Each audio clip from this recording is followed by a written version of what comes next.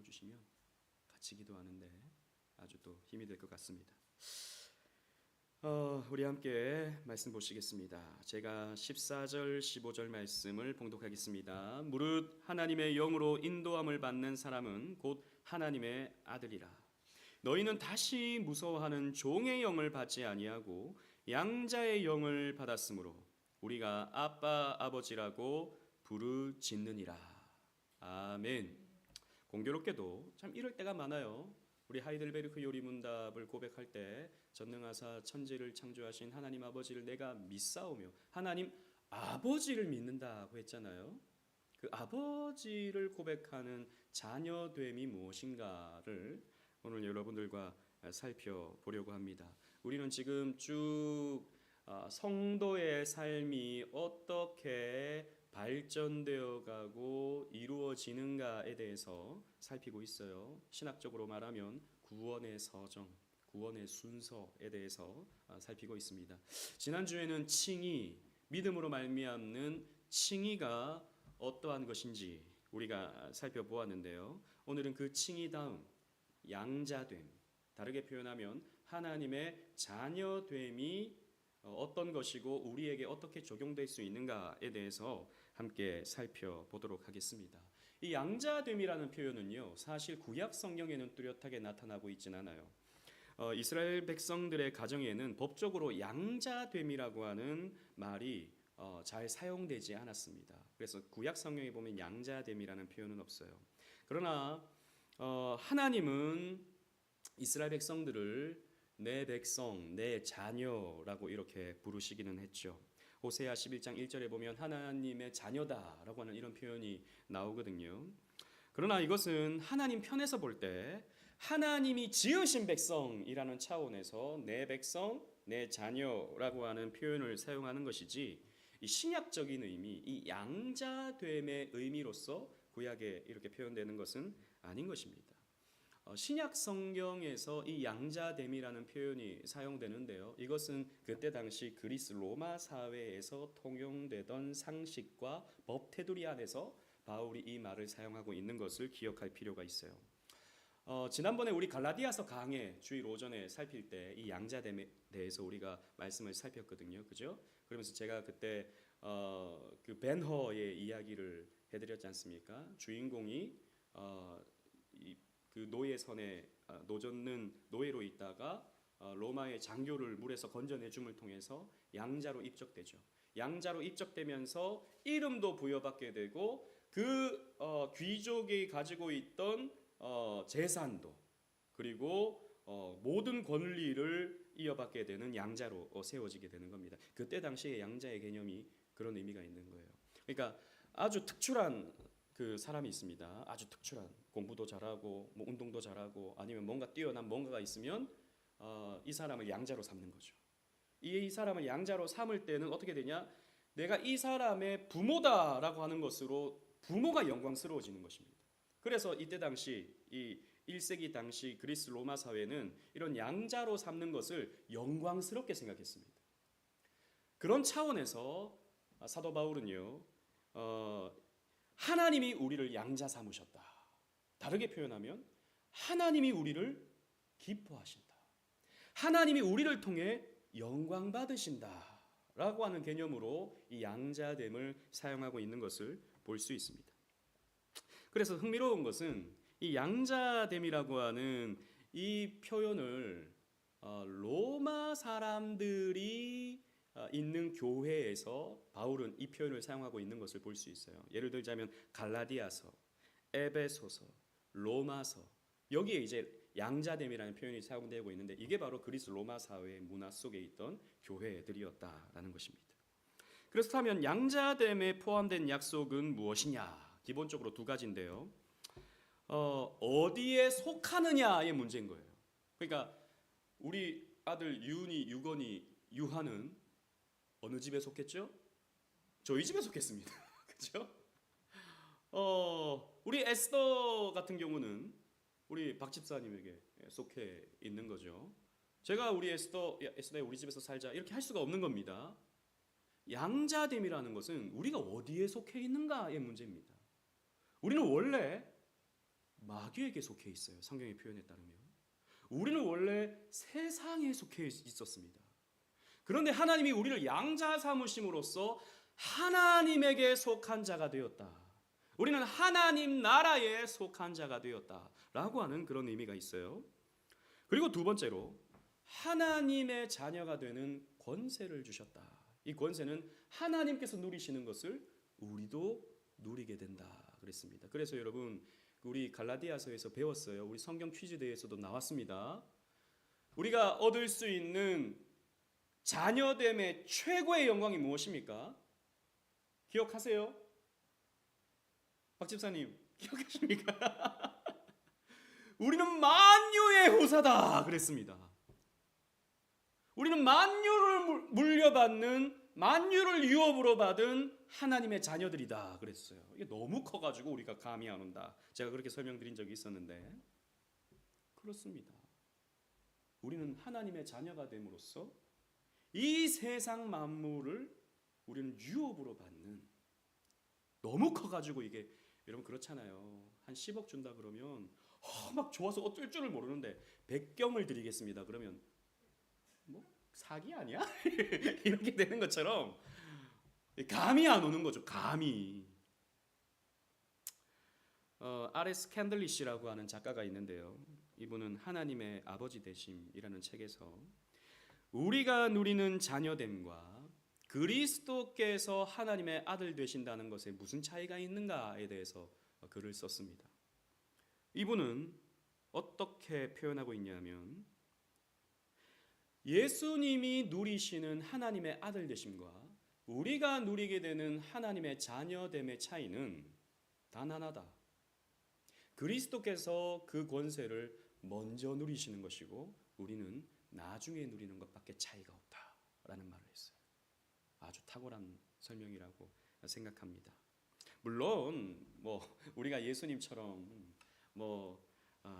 예수님만큼 되는 그런 존재다 이건 아니죠, 그죠? 예수님은 우리가 섬겨야 될 대상이시고 우리의 주죠. 하지만 그분의 가진 권세가 우리의 것이 된다. 그것이 언제 완성되죠? 이 천국에서 이제 완성되는 것이죠. 그리고 그것을 우리는 이 세상 속에서 조금씩 맛보면서 살아가는 것입니다. 이것이 양자됨이에요. 이것이 하나님의 자녀됨이다라는 것입니다. 그럼 우리는 어떻게 하나님의 자녀가 될 수 있습니까? 그리스도를 통해서 우리는 양자가 돼요. 예수님을 통해서 우리는 양자가 될 수 있습니다. 여러분 구약 성경에서는 앞에서 말씀드린 것처럼 아무리 탁월한 성도라 할지라도 스스로를 나는 하나님의 아들이다, 나는 스스로를 하나님의 딸이다 라고 말하는 사람이 없었습니다. 그렇게 말하는 사람은 신성모독적인 말을 하는 사람이라고 여겼어요. 그래서 예수님이 사실 내가 하나님의 아들이다 그러니까 참람한 말을 한다, 신성모독이다 라고 하는 비판을 예수님께서 받으셨던 것입니다. 그런데 여러분 이사야의 예언을 보십시오. 이사야의 예언. 구약시대 때는 그런 특혜와 특권이, 물론 하나님은 아브라함을 자녀로 삼으시는 거죠. 하지만 그런 표현이 안 나타나는 겁니다. 그러나 점진적으로 이렇게 나타나요. 이사야서를 보면 8장 18절 말씀 보십시오. 제가 읽겠습니다. 보라, 나와 및 여호와께서 내게 주신 자녀들이 이스라엘 중에 징표와 예표가 되었나니 이는 시온산에 계신 만군의 여호와께로 말미암은 것이니라 라고 했어요. 자 보세요. 이 이사야서는 우리가 나중에 살피겠지만 이 이사야서 같은 경우는 예수님을 아주 구체적으로 예언한 구약의 예언서입니다. 여기서 보라, 나와 및 여호와께서, 그러니까 나와 및 여호와께서라고 하는 것을 봤을 때 이 나는 여호와는 아니죠, 그죠? 그러면 이사야인가? 이렇게도 생각해 볼 수 있죠. 그런데 보세요. 나와 및 여호와께서 내게 주신 자녀들이 이스라엘 중에, 그러니까 여호와께서 내게 주신 자녀가 있다라고 이렇게 말하고 있는 거죠. 이사야일 수 있지만 앞에서 말씀드린 것처럼 이사야서는 예수님에 대해서 아주 분명하고 확실하게 예언해 준 구약의 예언자입니다. 그래서 우리는 이 말씀에 이 나에 누구를 대입해서 읽냐 하면 예수님을 대입해서 읽는 거죠. 나와 예수님과 성부께서 내게 주신 자녀들, 아들이라고 표현하고 있는 거죠. 히브리서에서 이것을 어떻게 적용하고 있냐면 히브리서 2장 13절은 이 이사야서 8장 18절 말씀을 인용하면서 이렇게 말합니다. 또 다시 내가 그를 의지하리라 하시고 또 다시 볼지어다 나와 및 하나님께서 내게 주신 자녀다. 이 히브리서는 또 예수님의 대제사장 되심을 설명해 주는 신약의 책이지 않습니까? 히브리서 기자는 그 나와의 이 나를 예수님으로 설명을 해요. 예수님을 통해서 어떻게 됩니까?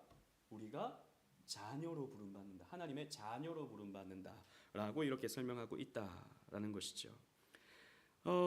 그리고 예수님은 이렇게 말씀하십니다. 요한복음 14장 18절 말씀 우리 다 같이 한번 읽어보겠습니다. 시작. 내가 너희를 고아와 같이 버려두지 아니하고 너희에게로 오리라. 아멘. 예수님께서 이제 제자들이 나를 배신할 것에 대해서 말씀하시면서 너희들이 나를 다 떠나갈 것이다. 너희들은 이제 혼자가 될 것이다. 그런데 내가 너희를 고아와 같이 내버려 두지 아니하겠다라고 말씀하세요. 이 말이 무슨 말입니까? 자녀로 하나님의 자녀로 삼도록 내가 만들겠다라고 예수님께서 말씀하시는 것이죠. 그래서 예수님께서 십자가의 죽으심으로 사람들 죄인들을 대신해서 예수님이 그들을 대표하심으로 우리의 죄를 가져가시고 예수님의 그 하나님의 아들 되심을 누구에게 주죠? 우리에게 주시는 것이죠. 우리의 죄는 가져가시고 하나님의 아들 되심을 십자가에서 우리에게 주시는 겁니다. 그래서 우리가 그리스도와 연합됨을 통해서 다음 주에 우리가 살펴볼 텐데 그리스도와 연합됨을 통해서 우리는 하나님의 아들로 하나님의 딸들로 하나님의 자녀로 이렇게 신분이 세워지게 되는 것이에요. 이것을 통해서 우리는 하나님의 자녀가 된다. 그리고 양자 되었다라고 표현하게 되는 것이죠. 그래서 사도 바울은 그래서 우리가 하나님을 아빠 아버지라고 부를 수 있게 되었다라고 말하는 것입니다. 또 뿐만 아니라 성령 하나님께서 양자의 영이 되시는 성령 하나님께서 역사하심으로 말미암아 우리가 하나님의 자녀가 됩니다. 성자의 사역을 통해서 성령의 역사를 통해서 우리가 양자가 되는 거예요. 바울은 신자가 누리게 되는 이 양자됨의 체험과 성령과의 특별한 관계를 갈라디아서에서도 비슷하게 설명하고 있고 갈라디아서 우리 강의할 때 주일날 살폈어요. 그리고 로마서 8장에서도 이 양자됨에 대해서 설명해 주고 있습니다. 아까 읽었던 말씀인데요. 로마서 8장 14절 15절 제가 14절을 읽고 15절 우리 다 같이 읽겠습니다. 무릇 하나님의 영으로 인도함을 받는 사람은 곧 하나님의 아들이라. 시작. 너희는 다시 무서워하는 종의 영을 받지 아니하고 양자의 영을 받았으므로 우리가 아빠 아버지라고 부르짖느니라. 아멘. 보세요. 하나님의 영으로 성령 하나님이시죠. 하나님의 영으로 인도함을 받는 사람은 하나님의 아들이다. 하나님의 자녀다. 그래서 종의 영을 받지 아니하고 너희는 이제 양자의 영을 받았다. 양자의 영이 무엇입니까?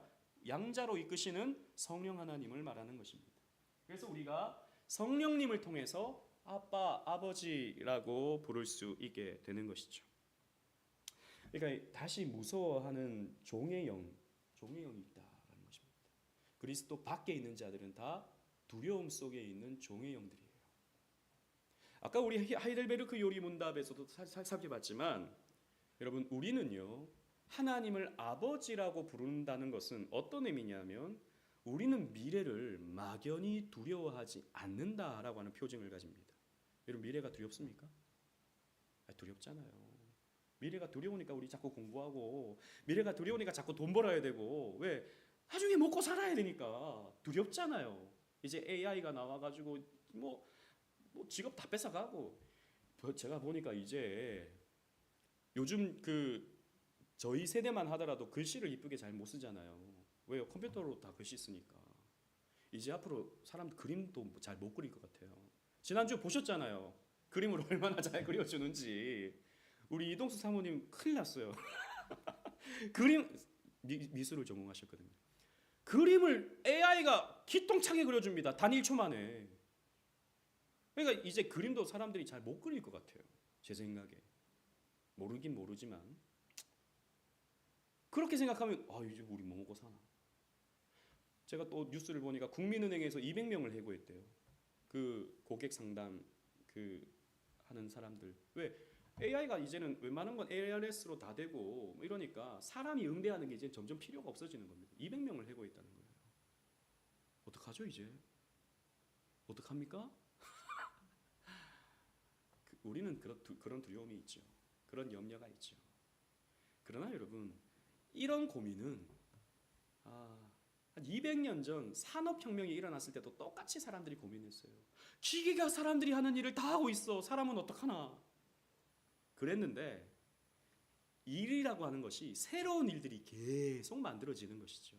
그러니까 저도 이런 사회를 살피면서 똑똑한 사람은 이때 이런 일을 해야겠다라고 만들어내는 사람이 또 새로운 또 역할을 하는 사람이 아닐까 그런 생각이 듭니다만 또 그게 또 쉽지는 않죠.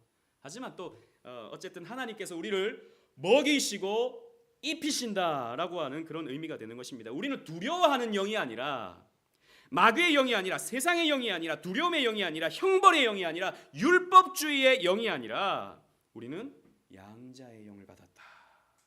그래서 우리는 두려움이 없다라고 사도 바울은 설명하고 있는 것입니다.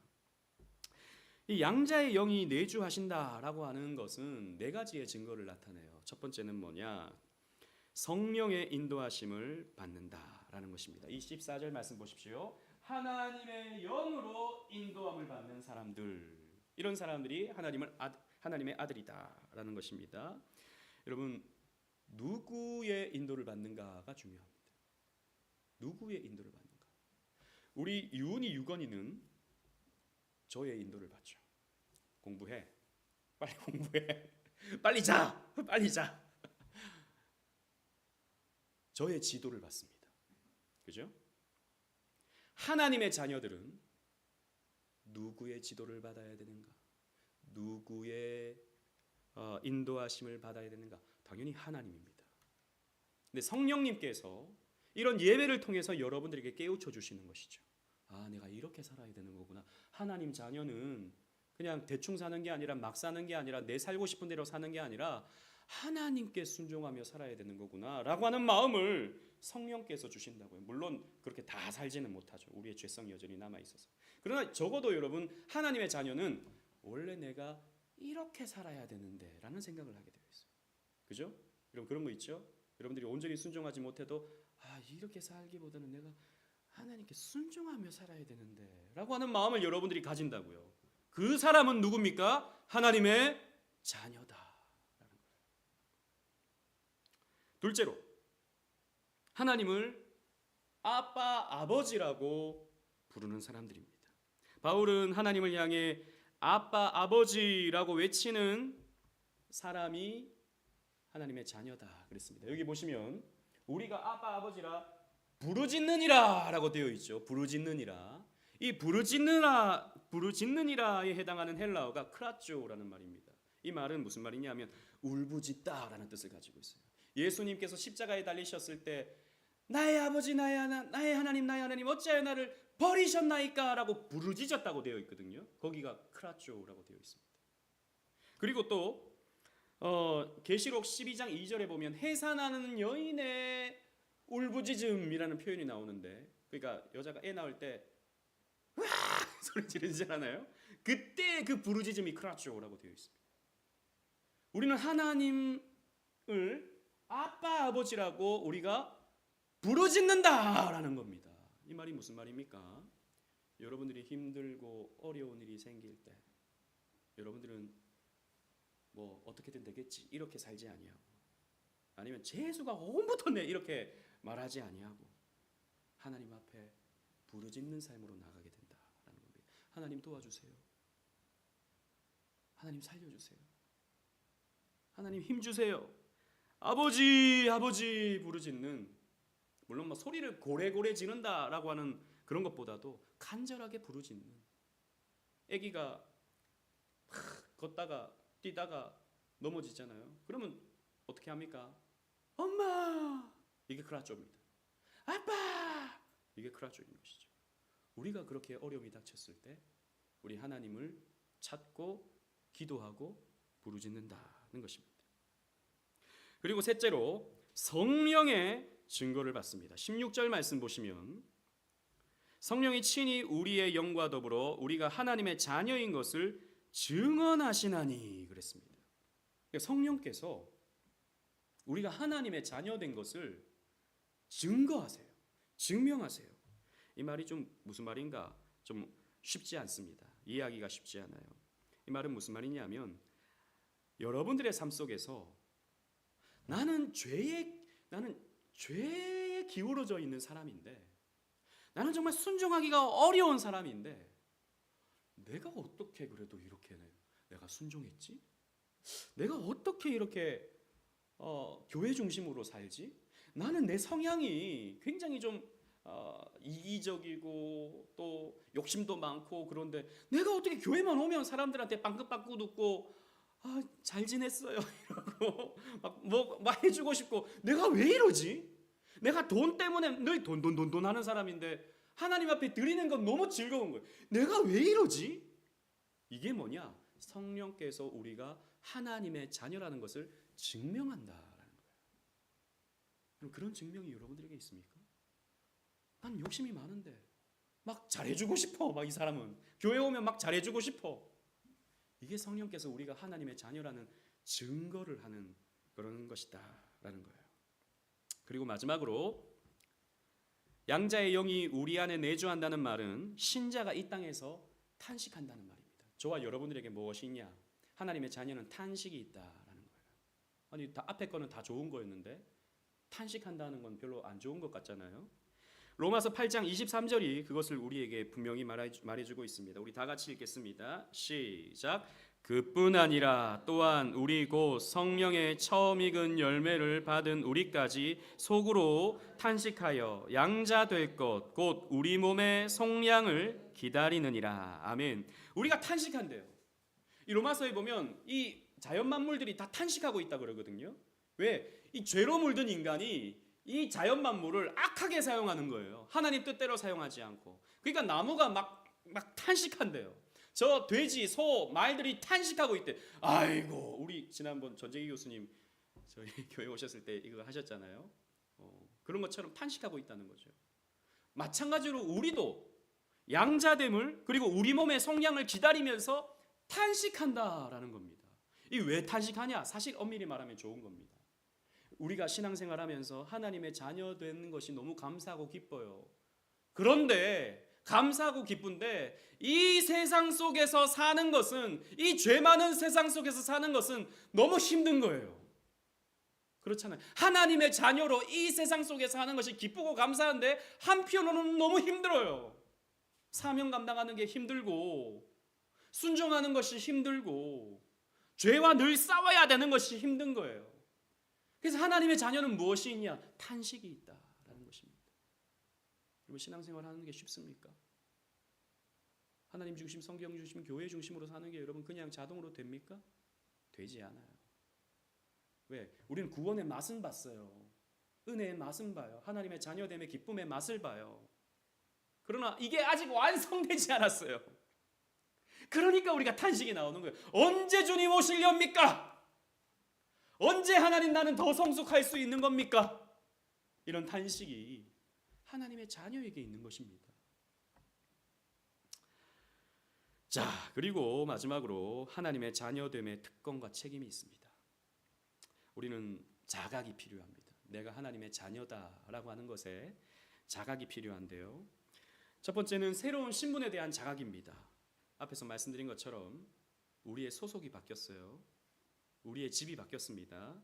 그래서 성경에서 우리는 이제 하나님의 권속이 되었다. 제가 기도할 때 자주 이런 표현을 사용합니다. 우리 오직은혜 교회 모든 권속들이 되게 하여 주옵소서. 이 권속이라는 말도 사실 우리 어린이들, 우리 청소년들 잘 모를 건데 이 말은 사실 가족이라는 말이에요. 가족. 속해 있는 가족. 우리는 하나님의 가족이 되었어요. 그래서 우리는 하나님의 백성이 누리는 이 사귐과 이 기쁨과 이 영광 속에서 우리는 살아가게 되죠. 우리는 마귀의 자녀가 아닙니다. 요한 1서에 보면 마귀의 자녀들이 있다 그랬습니다. 우리는 마녀의 자녀가 아니에요. 에베소서 5장 6절에 보면 불순종의 자녀가 있다 그랬는데 이제는 우리가 불순종의 자녀도 아닙니다. 그리고 에베소서 2장 5절 말씀에 보면 진노의 자녀가 있다 그랬는데 우리는 이제 더 이상 진노의 자녀도 아닙니다. 우리는 하나님을 친밀히 알고 그분의 임재를 누리며 담대하고 자유롭게 하나님 아버지께 나아가고 하나님의 자애로운 돌보심 속에서 모든 것이 합력하여 선을 이루는 것을 보게 되는 하나님의 자녀예요. 그러나 여기에는 그분과 같이 되어야 할, 즉 우리의 아버지이신 하나님을 닮아야 할 책임도 따릅니다. 이건 우리 교회에서 특별히 우리 윤희 유건이가 가질 것 같아요. 아버지가 목사님이에요. 그러면 주일날 학원 갈 수가 없죠. 놀러 갈 수가 없죠. 그러면 어떻게 되겠습니까? 그럼 예하가 윤희 언니도 가던데요? 갈 거 아닙니까? 그런 게 있는 겁니다. 여러분 그래도 제가 봤을 땐 우리 윤희 유건이는 별로 스트레스를 안 받아요. 별로 스트레스 안 줘서 그런가. 있긴 있겠죠. 그런데 제가 생각할 때 그렇게까지 막 눌리고 힘들고 그런 건 아닌 것 같아요. 근데 뭐 있긴 있어요. 있긴 있는데 제가 봤을 때는 성도님들이 훨씬 더 잘해줘요. 목사님 아들이라고. 우리 유아 태어났을 때 여러분 얼마나 또 기뻐해 주시고 좋아해 주시고 또 뭐 챙겨 주시고 뭐 그럽니까? 목사님의 자녀들이기 때문에 더 특별한 사랑을 받아요. 더 특별한 사랑을 받기 때문에 어떻게 해야 됩니까? 더 책임감을 가져야 돼요. 더 책임감을. 저 그건 나쁘지 않다고 생각합니다. 그런 책임감이 있어야 더 바르게 신앙생활을 할 수 있죠. 그걸 긍정적으로 생각하게 만들고 긍정적인 에너지로 잘 뿜어져 나오는 것이 필요하다고 생각합니다. 물론 쉽진 않죠. 마찬가지로 우리는 하나님의 자녀입니다. 여러분 이마에는 딱 표가 있어요. 오직 은혜 교회 성도, 하나님의 자녀라고 하는 표가 이미 붙어 있습니다. 원하든 원하지 않든. 그렇다면 여러분 우리는 하나님의 자녀답게 살아야 됩니다. 하나님의 자녀답게요. 그리고 뭐 하나님의 자녀답게 사는 게 어떤 거냐? 뭐 구체적으로 말 안 해도 여러분 잘 아실 겁니다. 더 중요한 것은 제가 말씀드리고 싶은 것은 이겁니다. 나만 하나님의 자녀가 아니에요. 나만 하나님의 자녀가 아니다.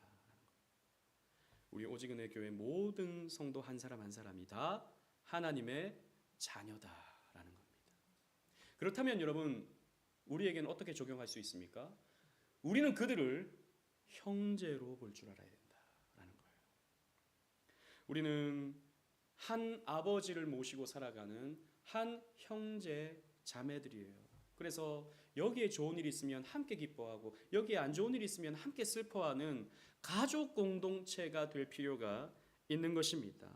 그래서 우리는 나의 가족, 저 사람이 나의 가족이다라고 하는 것을 알 때 우리는 인격적으로 그 사람을 돌보고자 하는 마음이 생길 거예요. 그래서 하나님의 자녀다라고 하는 것은 교회로서 우리는 서로를 가족같이 챙겨야 할 책임이 주어지는 것입니다. 두 번째로 하나님의 돌보심에 대한 새로운 자각이 필요합니다.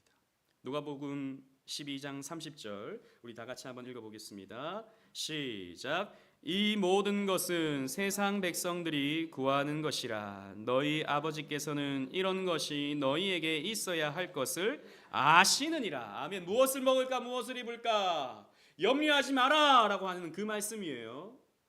그러면서 예수님께서 하시는 말씀이 그런 것들은 세상 사람들이 다 구하는 것이다. 너희들은 이런 것 구하지 마라. 그런 것쯤은 무엇을 먹을까 입을까 하는 것쯤은 아버지께서 다 아신다라는 거예요. 무슨 말입니까? 아버지께서 다 알아서 주신다라는 겁니다. 우리는 이 놀라운 진리를 자주 망각하며 살아갑니다. 그래서 우리는 무엇을 먹을까를 늘 염려해요. 무엇을 입을까를 늘 염려합니다. 어디에서 살까를 늘 염려합니다. 그런데요, 여러분, 지난 우리 인생을 한번 생각해 보십시다. 그 어려운 상황 속에서도, 그 힘든 상황 속에서도 하나님께서 따뜻한 보금자리를 항상 우리들에게 허락해 주셨어요. 앞으로도 그렇습니다. 앞으로도 그래요. 그래서 베드로는 나중에 이 예수님께서 하시는 말씀을 나중에 깨닫고 이렇게 성도들에게 권면합니다. 베드로전서 5장 7절 말씀 우리 다 같이 읽겠습니다. 시작. 너희 염려를 다 주께 맡기라. 이는 그가 너희를 돌보심이라. 아멘. 너희 염려를 다 주께 맡겨라. 주께서 우리를 돌보신다. 우리 아버지께서 나를 돌보신다 라는 거예요. 제가 우리 유하 막내 태어나니까 그 전까지는 그런 생각도 안 했는데 이런 생각을 합니다. 내가 오래 살아야겠다. 그런 생각이 들어요. 내가 건강하게 오래 살아야겠다. 적어도 제가 그래도 시집 갈 때까지는 오래 살아야 되지 않겠습니까? 건강하게. 막 병 들어가지고 뭐 물론 병 들 수 있죠. 뭐 그거에 뭐 크게 뭐 또 큰 문제는 아니죠. 아버지께서 또 책임져 주시니까. 근데 그래도 좀 힘이 되는 부모가 되려면 건강하게 내가 좀 오래 살아야겠다. 그런 생각이 드는 거예요. 그래서 라면 좀 적게 먹으려고 요즘에 좋은 거 좀 먹으려고 그렇게 하고 있습니다. 왜요? 제가 돌봐야 되거든요. 그렇잖아요. 그렇게 막 우리 유아는요, 참 얘가 이렇게 가까이 가면 방긋 웃어요. 얘가 참 그런 은사가 있습니다. 이 막내라서 그런지 애교가 있어요. 윤이는 안 그랬거든요. 근데 방긋방긋 막 웃어요. 그러면 더 생각하는 거죠. 야, 내가 너를 책임져야 되겠다. 내가 너를 돌봐야겠다. 내가 어떻게든 목회 잘해가지고 이 애를 잘 돌봐야겠다 라는 생각이 드는 것이죠. 여러분, 하나님도 우리 아버지십니다. 우리 아버지는요, 책임감을 가지십니다. 나 몰라라 하지 않으십니다. 나 놓고 나 모른다 알아서 커라 이러지 않으십니다. 나중에 우리 호세아서, 진짜 호세아서 여러분 쭉 읽어보세요. 핏덩이 같은 이스라엘을 하나님께서 어떻게 입히시고 먹이시고 피투성이라도 살라, 피투성이라도 살라 라고 하시는 그 하나님의 따뜻한 그 음성이 이스라엘에게 늘 있었다는 것을, 그 애기 되었던 이스라엘을 비유하면서 이렇게 말씀하시는 게 있거든요. 저는 그 말씀 너무너무 좋아합니다. 나중에 또 설교하겠지만 우리 하나님의 마음이 그 마음이에요. 내가 너를 책임진다. 두려워하지 말고 염려하지 마라. 모든 염려를 다 주께 맡기라. 하나님이 너희를 돌보신다 라고 말씀하는 거예요. 말씀을 세 번째는 장래에 대한 새로운 자각이 우리에게 필요합니다. 그리스도와 함께한 후사로서 우리는 이미 약속된 기업을 누리기 시작했습니다. 그러나 장차 누릴 것이 우리는 더 많이 남았습니다. 여러분 꼭 기억하십시오. 아버지께서 처음부터 아이에게 많은 돈을 주지 않습니다. 버릇 나빠져요. 조금씩 주죠. 근데 우리 하나님 아버지는 부유하신 아버지세요. 지금 우리에게 조금씩 그런 영광과 기쁨을 맛보게 하시는데, 앞으로 우리의 삶을 하나님께서 더욱 복되게 하시고 영광스럽게 만들어 가십니다. 이것이 여러분 성경에서 우리에게 주시는 소망의 메시지입니다. 그래서 바울은 하나님의 권속으로 양자되는 개념을 영광 중에 완성될 하나님의 구원 역사의 전체 사슬과 연계시키는 그 이유가 바로 여기에 있는 것입니다. 에베소서 1장 5절 말씀 우리 다 같이 읽겠습니다. 시작. 그 기쁘신 뜻대로 우리를 예정하사 예수 그리스도로 말미암아 자기의 아들들이 되게 하셨으니. 아멘. 우리의 모든 삶을 하나님께서 예정해 놓으셨어요. 예정해. 우리 박진수 집사님이 이 예정에 대한 책을 읽으시고 은혜를 받으셨는데, 우리의 구원만 예정하신 것이 아니라 우리의 모든 삶의 부분까지도 하나님께서 예정해 놓으셨어요. 그렇게 해서 우리를 어떻게 하십니까? 하나님의 아들들이 되게 하십니다. 그래서 우리의 장래는, 우리의 미래는, 세희야 너의 미래는 반드시 영광스러울 거야. 아멘. 저도 마찬가지예요. 저도 영광스러울 것입니다. 물론 거기에는 굴곡들이 있습니다. 굴곡이 없다는 게 아니에요. 굴곡은 있지만 나중에 우리의 삶을 뒤돌아볼 때 하나님 정말 감사합니다. 저를 영광되게 하셨습니다. 라고 고백하도록 하나님이 우리를 만들어 가십니다. 성경은요, 이런 소망을 가진 사람의 책임이 무엇인지 분명히 밝힙니다. 이것으로 결론을 맺겠습니다. 하나님의 양자된 자녀라는 사실을 아는 우리는 그분의 성품을 나타내기 위해서 우리를 더욱 복종시켜야 됩니다. 왜냐하면 언젠가 우리는 그분의 집에서 살기 때문입니다. 우리는 우리 아버지 집에서 살아요. 그렇다면 우리의 맏형을 보면서 우리는 어떻게 살아야 할까를 생각해 봐야 됩니다. 로마서 18장 17절 18절, 우리의 맏형 되신 예수께서 어떻게 사셨는가를 보시면서 우리의 미래를 한번, 우리의 삶을 생각해 보십시다. 제가 17절을 읽고 18절 다 같이 읽겠습니다. 자녀이면 또한 상속자 곧 하나님의 상속자요 그리스도와 함께한 상속자니 우리가 그와 함께 영광을 받기 위하여 고난도 함께 받아야 할 것이니라. 시작. 생각하건대 현재 고난은 장차 우리에게 나타날 영광과 비교할 수 없도다. 아멘. 이 말씀을 여러분 마음속에 새기십시오. 여러분들은 하나님의 자녀입니다. 하나님의 후사입니다. 그리스도께서 받으시는 그 모든 만유를 우리 또한 누리게 될 것입니다. 그러나 영광뿐만 아니라 또 우리에게 무엇이 있어요? 고난도 있어요. 우리 맏형이 그것을 다 겪으셨습니다. 고난도 겪으셨습니다. 그렇다면 아우된 우리도 그 과정을 겪는 거예요. 오늘의 고난을, 오늘의 힘듦을, 또 앞으로 우리에게 닥칠 고난을 여러분 저주스러운 것으로 생각하지 마십시오. 그것은 아우된 자의 삶에 나타나는 흔적입니다. 아, 나는 예수님의 아우구나. 난 하나님의 자녀구나. 나를 더 얼마나 영광스럽게 하시려고 나에게 이 고난을 주셨는가를 생각하십시오. 그렇게 생각하시면서 살아가면요, 우리는 고난도 이깁니다. 그 고난을 통해서 영광을 맛보게 됩니다. 그것이 하나님의 자녀입니다. 이 삶을 누리는 저와 여러분들 되시기를 주님 이름으로 축원합니다.